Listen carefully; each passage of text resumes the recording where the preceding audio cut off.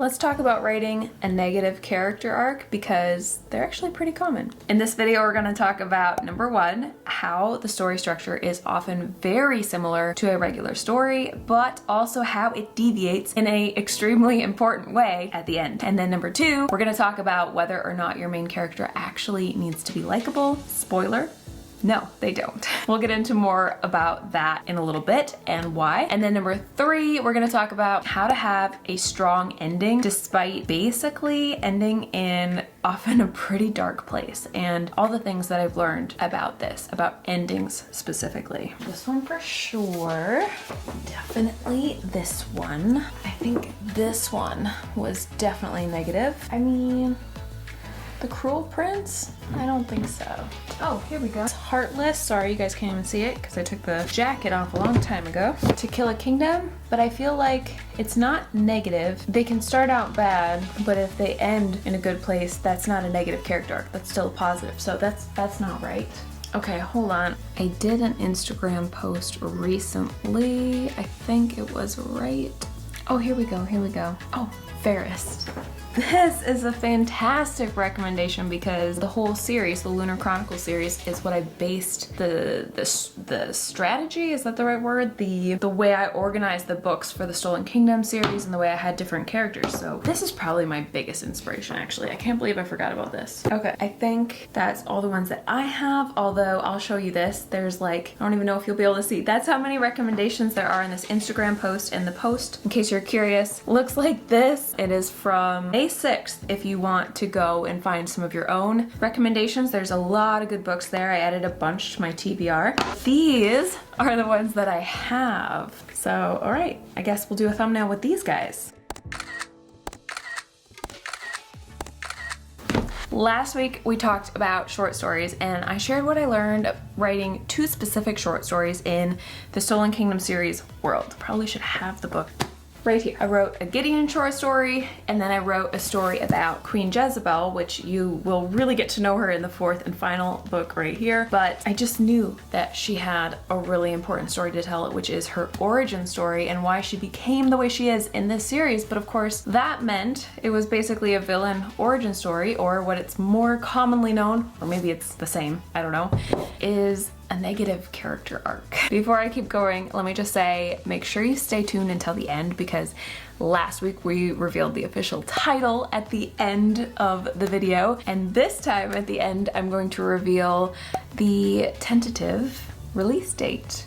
And maybe the blurb. Maybe I'll tell you a little bit more about what it's actually about. I haven't decided yet, but stay tuned till the end for that. Anyway, this is my first time ever writing a negative character arc, but it might surprise you to learn that some things in the outlining process and the writing process as a whole stayed exactly the same. And of course, some other things took a very different direction. The turning point, I think, when it started down kind of a path of no return, or point of no return, however that saying goes, was actually very close to the end of the story. So let's get into it. Number one is the change to the story beats, or really to the end of the story. And at this point, if you have been watching my channel for any length of time, then no doubt you've probably heard me talk about Save the Cat Writes a Novel and the 15 story beats in that. And let me grab it and show you. Right here, Save the Cat Writes a Novel, and in this there are 15 story beats. But a few months ago I was actually watching other videos on story structure, and specifically the 3-act story structure that's also very, very, very common. And I had a revelation, which is that they're exactly the same. They're just described differently to help different types of people understand them depending on what works for you. So whatever name you give to things, every story has a beginning, middle, and an end, and then there's certain mile markers you have to hit along the way, such as setting up the story and the world and the initial conflict or catalyst or whatever your writing teacher decides to call it. And then they have to face that conflict, usually in the wrong way, because otherwise what's the point of the story? And then there's rising action that leads to a midpoint, and it could all seem to be going well and then crash, or it could be the reverse where everything seems terrible and then there's some kind of victory. But then after that midpoint twist or midpoint beat or whatever you want to call it, I've heard it called a lot of things, but the middle, you'll continue to follow the path that you've set up. If you have a victory, then you follow them basically into the results of that. If they have a defeat, same story. But it's when you get to what this book calls the break into 3, or if you follow the 3-act story structure, the Act 3 of the 3 acts, that our negative character arc deviates from the plan. And believe it or not, it's an oddly mirroring direction. It's weird. So, okay, let me back up, because knowing how your character begins is kind of required to figure out where they end, whether the character arc is positive or negative. And this was something that surprised me a lot as I was researching, but both types of character arcs start out with a character who's flawed, who believes a lie, or what some call a misbelief. And this lie, or misbelief, or flaw, or whatever you want to call it, is what drives them at the start of the story. It's the reason behind all their decisions and their responses to their world. The difference, though, is that in the Save the Cat Beats and the 3-act story structure, and really any typical story, when a character gets to that 3rd act, in a story that's really strong and powerful at least, they're supposed to have this aha moment where they recognize their lie as a lie. And they have this huge revelation about what they need to do to finally change and grow and begin to become a better person, or, you know, if it's a kid's movie, animal or tomato or something like that. And they still have a lot of stuff to deal with, so we usually need to see them actually face their lie and defeat it in some way at the end as well, which is why there are still a few more beats to the story before it actually ends. But in a negative character arc, this is where it all goes wrong. Instead of discovering that their misbelief or their lie is a lie, instead of beginning to find their truth, they have an encounter or a revelation of some sort that instead confirms their lie. It makes them accept it fully and completely as their reality, despite the fact that you as the reader knows that it's not true. And while they might have been on the verge of recognizing their lie for maybe a brief instant, which I think honestly could make it even more powerful if they're so close to realizing the truth and then they just get totally turned away from it at the last second. Whichever way you go with that, this point in the story is when they'll fully accept and believe their lie, and it locks into place as part of their character going forward forever. And so this belief in a lie is what controls them, and it leads them down the final steps to becoming truly, truly broken. As you guys know, if you watched last week's video on short stories, which I will link below if you missed it, I did talk a little bit about Jezebel and how I wrote the origin story for her, and I just wanted to use that as an example in this video because I think it'll be a lot easier if I actually share some specifics. If you don't want any spoilers at all, then I would wait to watch the rest of this video till after the Jezebel story comes out. But don't worry, I'm gonna try not to give anything huge away. I'm gonna keep it really big picture and just like generalizations, so you'll still be surprised by the story as we get into it. So of course it comes back to the character lie or misbelief or flaw or whatever you want to call it. And Jezebel's lie is that she believes something she learned from her parents when she was very young, which is that people use you. And so she believes that it's better not to give them something to be used at all. And so as a result, she hides a very, very huge part of herself, which you do see in the Stolen Kingdom series eventually. If you don't want to know what it is, skip ahead to this timestamp right here. But it is a Ginny's gift that she has that is very powerful. And so she keeps this gift hidden. And even though technically in this world it's not a bad thing to have a gift because they're in Jinn and it's awesome in Jinn, but she still keeps this part of herself hidden so that people won't use her, because that's what she has been taught. That is her lie, is that people won't love you for you, that they will want to use you, so she doesn't want to give them something to use. I hope that makes sense. And throughout the short story, we see a few opportunities for her to trust people, and we even see her almost realize the truth that not everybody does want to use you. Some people can love you for who you are. We know that that's the truth, but by the time she reaches her break into 3 or her act 3 moment, where in a normal happy story she would find someone who's selfless and who puts her first and shows her that not everyone is out to use you, she instead has our negative character arc, and her break into 3 has awful circumstances mixed with an awful person that lead her to an awful conclusion that she thinks she was right all along. She believes that people really do want to use you, that she can't trust them, that she can't be her true self because those she cared about have used her, and that she has to protect herself from this because no one else will. At this point though, again, if you know the Save the Cat story beats, then you know this is where we would go into the 5-point finale. And in a normal story, she would gather the team, storm the metaphorical castle, dig down deep to believe her truth even more, again, if it was positive, make a new plan based on her truth, and then act on it to show the reader she has truly learned what she came here to learn. I hope I summed that up well, but of course she hasn't learned her truth, has she? So in a negative character arc, we have to take those beats and we almost have to find the reverse mirror image of them.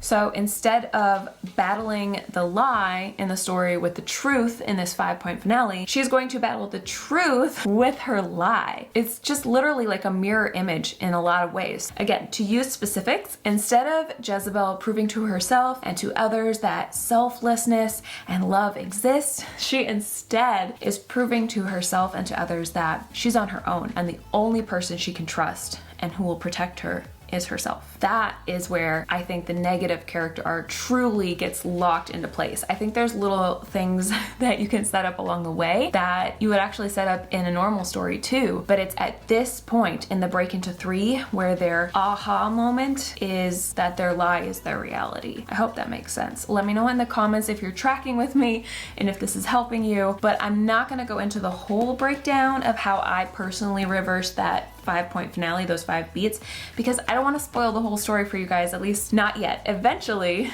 I do kind of want to do a whole video on my outline, so make sure you subscribe if you want to watch that after the Jezebel story comes out, because at some point I think it'd be really fun to do a video on this channel where I share my full outline and walk you through it. So definitely subscribe if you haven't yet, and we will get to that in the future. But for now, I just wanted to add one other revelation I had, which happened when I got to the, I think it's called the dig down deep beat. Oh, I totally messed up the 5-point finale. I described it a little off, so definitely get the book if you haven't already. But yes, the dig down deep is the 4th of the 5 points, and basically in a positive normal story, this would be the opportunity to really shine the light on the truth that your character is learning. But in a negative character arc, when we're reversing everything at the end, I realized that it's actually an opportunity to really hone in on their lie. So to give you one other example from the Jezebel story, I decided that not only would Jezebel fully accept and believe that people only wanted to use her, but she would also dig even deeper into that lie and decide that to protect herself, she needed to use others before they would ever be able to use her. Which honestly, that fit like the perfect puzzle piece into who she becomes in the Stolen Kingdom series, and it was absolutely perfect. Did I figure out that this was her lie right away? No. I had a couple other ideas, and I did get to, I think, roughly around the midpoint before I really started to figure it out, and I had to talk it through with my critique partner, and it was through the talking it through that I said that lie, and it just clicked, and I immediately was like, that's what it is. That's what her lie is. So don't worry if you're not sure right away, but I do think that it needs to be kind of universally relatable. And the reason leads into my second point, which is, do they have to be likable? And again, I said this at the beginning, absolutely not. No, they do not. And side note, this was by far and away the top question that I got when I did this Instagram post. Right here, I asked at the bottom, when I come back to YouTube, should I do a video on negative character arcs? If so, what do you want to know or see covered? There was a lot of you that were super excited about it. Please write negative characters. I'd love a video on negative characters. How do you know if you're actually pushing the villain into really becoming a villain as opposed to writing a villain that's more of a spicy hero? And I do think it's all about that ending. And are they believing a lie, or do they still learn a truth that combats their original lie and still go on a positive character arc journey? Or do they have the negative character arc? I think it's really built into that. Did you just kick your little foot in the air? I don't know if you guys can see this, but she's like doing a workout in her sleep right now. Hey, belly bellies, you want belly rubs? There she goes. Okay, sorry. You can just see a little penny butt right now. If she's doing a workout in the corner, enjoy that. But I think a lot of the questions were about how do you make your negative character or your villain likable and redeemable? I feel like that's a really, really common question. And like I said at the beginning of this, your character does not actually have to be likable. This is one of the biggest things that I learned as I was trying to figure out how to write a negative character arc, which is that they don't have to be likable, but they do need to be relatable. It is not always to have rainbows and sunshine. They don't always have to be likable. They really don't. And I'm going to talk about why that is and what I do think they need to be in a second, but just think about it like the books that you read with a negative character arc. If the main character, like this really well-known book right here, is the bad guy, for example, then there's a good chance your readers might not like them at all. I think there's kind of a wide range here, even in just these 5 books, and definitely in other stories as well that you've probably read. Even if you like a few tiny aspects of a character that might make them seem almost redeemable, especially at the beginning when you first meet them and they haven't totally become their awful selves yet, you will almost definitely not like what they do. So then what makes people read these stories and clearly still enjoy them even if they are sometimes a little bit dark? I think the secret, which I kind of hinted at with these, is that even though we don't like what they do and we wouldn't ever want to do those things ourselves, and in some cases we don't even like the character at all, we still read the stories because the author helps us understand and relate to why they are doing what they do. It's this fascinating place of seeing the world from a very different perspective and being immersed in this character to the point that even though we would never again do what they do, we can see why they've become who they are and why they make the choices they make. So really the important question to ask yourself if you're going to write a negative character arc is not, are my readers going to like them? Because chances are no, they won't. And even if they do like the character a little bit, they are not going to like what your character does because it's a negative character arc. But instead, ask yourself, are my readers going to understand their choices and relate to their struggle? Side note, I didn't write this down as something that I wanted to say, but this is why the negative character arc can't be all about the plot and the I've decided to do this bad thing just because, mwahaha, because that's not relatable and that's not real. The story, even in a negative character arc, has to be about that internal struggle and that lie that they are totally immersing themselves in and accepting as the truth and as their reality.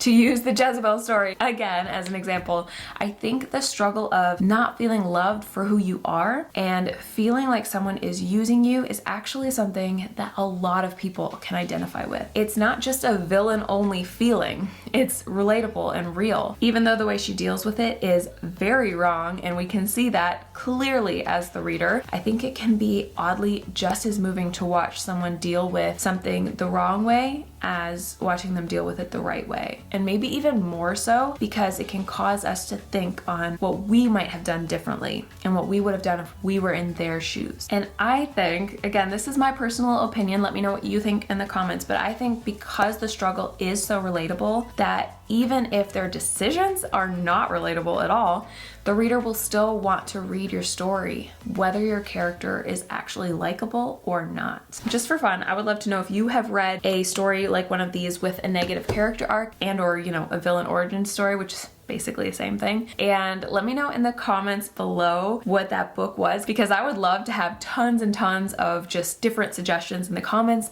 that you guys can just scroll through and see what you'd like to read as an example and just kind of familiarize yourself with the story, because that was another thing that I did that I think was very, very helpful. Just a little bonus tip that I didn't think to say until now. I'm gonna point out there is one other method that you can use to make characters a little bit more likable if you really, really want to. That's mentioned in Save the Cat. The book is literally named after this method, you guys. It's where you have your main character save a metaphorical or real cat when you first meet them, and this can make them have basically a redeeming quality that can help your reader like that character more. And Jessica Brody talks about this more in the back of the book in some of your bonus tips if you have basically an unlikable character that that you could also have this kind of reverse strategy where you contrast your main character with someone who's even worse than them, maybe 1,000 times worse, and then your main character just seems like an average awful, and they don't seem quite so bad in comparison. So that's another tip if you really, really want to make your main character likable, or at least a little bit likable. Maybe have a redeeming quality. And number 3, last but not least, let's talk about our not quite so happily ever after. AKA, how do you wrap up and end a negative character arc? This third thing is the one that I personally struggled with the most when I was trying to figure out the ending of Jezebel's story, because most villain stories or negative character arcs technically have a sad ending. And while the character might get what they think they want, we all know as the reader that they're still believing a lie and they're not really getting their happily ever after. They basically chose wrong. Even if we understand why it happens, it still seems like it might not be a good ending to me because it was sad. But after talking to some writing friends, I was reminded that even if what they want isn't what's best for them, they still end the story getting what they want, basically achieving their goal or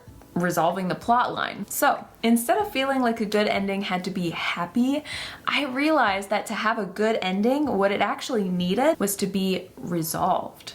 And while I'd like to tell you how I did that with the Jezebel short story to give you an example, I also don't want to spoil the ending for you guys. So instead, I will say that the good news is I'm about to reveal my release day. And it's really, really soon. Are you ready? If you got this far in the video, I just gotta say thank you. You're amazing. And my tentative release date is September 7th.